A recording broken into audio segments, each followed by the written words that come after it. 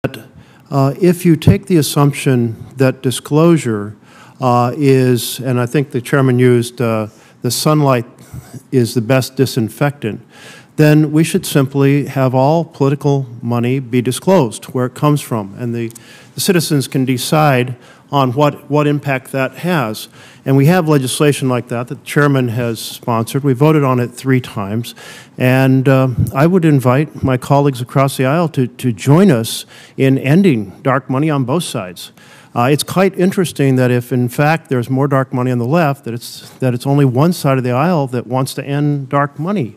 That sounds like a pretty principled position to me in betterment of the integrity of our campaign system.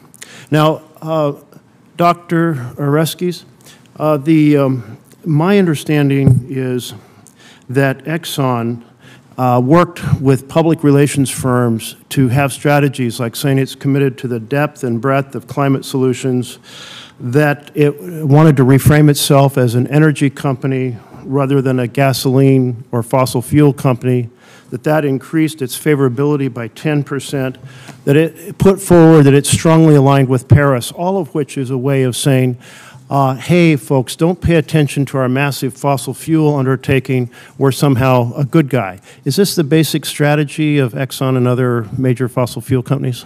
Yes, it is, and it's what we've sometimes referred to as misdirection, to try to distract attention away from the basic facts into some distracting issue. So it is true that ExxonMobil, Chevron, and other companies, other oil and gas companies, have sometimes spent small amounts of money on renewable energy. Most estimates show that it's less than 2%. But in their advertisements, for example, they're often very much focused on renewable energy, even though 98% of their commitment is the continued development of oil and gas. And we know from the work that's been done by the IPCC and others, the IPCC and scientists have introduced the notion of a carbon budget. It's the idea that there's a certain amount of oil and gas that we can use without essentially derailing the planetary climate. But nearly all of these groups, including the IMF, by the way, have said, and the International Energy Agency, that this would require not developing new resources of oil and gas. We can use a fair amount of what's still existing, but not searching for new oil and gas. And yet ExxonMobil, Chevron, and all of the major oil and gas companies are continuing to explore for and develop new oil and gas reserves that will commit us to burning fossil fuels for 50 years. I want to turn to that carbon budget idea. The idea is this is how much we can burn before we hit 1.5 degrees, and we're already here, pretty close to it. But there's some space left. But the last analysis I saw said that the amount of carbon already in kind of the affirmed assets of petroleum companies is 200% more than what will take us from here to 1.5 degrees, and is 40% more than what would take us to 2 degrees. In other words, if we bring out of the ground everything that has already been identified in the reserves, we shoot past 1.5, we shoot past 2 degrees. Is that a fairly accurate presentation? Yes, that's correct. That's correct. And if we keep developing new sources. Yes, friends, there is an increase in crisis relief funds that are currently being sent out to the American people. New deposits are being made this week for hundreds of thousands of Americans. But friends, there is an upcoming deadline date to take action and claim this relief by. My friends, please do me a big favor and watch until the end of this video to find out about more of the details. Also, this coming Friday, I will be announcing more winners for the Walmart gift card giveaway of $75. If you'd like to enter the giveaway, friends, all you need to do is click and like several of my videos and then comment below the keyword of each video that you watch. My dearest friends, the more videos that you watch and then comment on, the greater your chances, friends, of winning the giveaways. With little immediate relief from the federal government to respond to record inflation, there are several states that are still sending out or have already sent payments to their residents. A recent poll found that almost 2/3 of Americans are proponents of the federal government sending out more inflation stimulus payments. About 63% of eligible U.S. voters express some degree of support for federal inflation relief checks being distributed. of those who agreed that the federal government should do so, 42% indicated they strongly agree, while 21% said they agree. In the past couple of years, our federal government has sent out 3 rounds of stimulus payments aimed at providing eligible Americans relief from the crisis. The first crisis relief payment was $1,200, while the following 2 were $600 and $1,400. So in a move aimed at providing financial relief to its residents, the state of New Mexico will be issuing tax rebates of up to $1,000 to eligible taxpayers.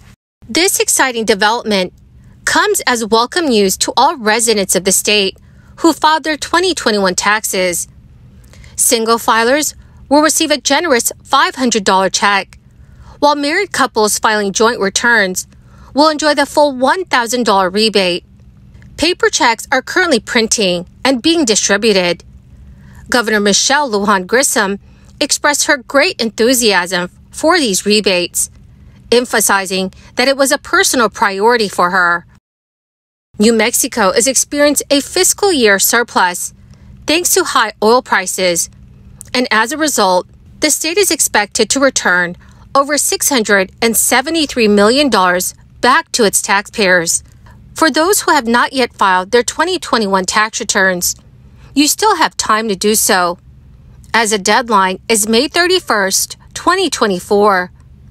So make sure to take advantage of this opportunity before it's too late. This rebate initiative is part of a larger trend across various U.S. states, where tax rebates or stimulus checks are being issued to eligible residents. For example, the state of Minnesota recently approved similar tax rebates for its residents this year, while more than 20 states provided rebates and inflation relief payments to their eligible residents last year. Montana's GOP-controlled legislature put $764 million into tax rebates, refunding residents' income and property taxes. Montana's Republican-controlled legislature directed hundreds of millions of dollars from the state's budget surplus, which is $764 million in total, towards income on property tax rebates during its 2023 session. Lawmakers passed 2 buckets of rebates, one which is focused on income taxes and other property taxes. So if you were a full-time Montana resident who paid state taxes on your 2021 income, you will receive a rebate of up to $1,250. And if you meet those residency requirements but paid less than $1,250 in state income taxes, you should be refunded your entire payment. The $1,250 cap applies to taxpayers who filed as single taxpayers, heads of household or married taxpayers who filed separately. But married couples who filed joint returns will be eligible for up to twice that amount, which is equivalent to $2,500. Homeowners are eligible for up to $500 a year for their 2022 and 2023 property taxes on their principal residence, which is defined as a place where you've lived for at least 7 months of the year. So if you paid less than $500 in property taxes in either year, you will be eligible for a refund of your entire payment. While payments are often handled through banks for homes with mortgages, property tax payments are made to county treasurers twice a year, with payments due in November and May. The department says the 2023 rebate is applicable to November 2023 and May 2024 payments. Democrats who said they worried about underfunding other budget priorities did make attempts to amend the property tax relief bill to include renters, but were unsuccessful. Friends, please comment below if your state or city is currently providing some type of relief to their residents. Well, my magnificent and most marvelous friends, that is the end of my daily stimulus update video for this Sunday. My dearest friends, thank you so much for being here every day and for being part of this community. To say thank you and to show my appreciation, I will be announcing several winners this coming Friday for the Walmart gift card giveaway. My friends, if you'd like to enter the giveaways, all you'll need to do is click and like several of my videos and then comment below the keyword of each video that you watch. The more videos that you comment on, dear friends, the greater your chances of winning the weekly giveaways. Thank you and have a wonderful and very blessed Sunday.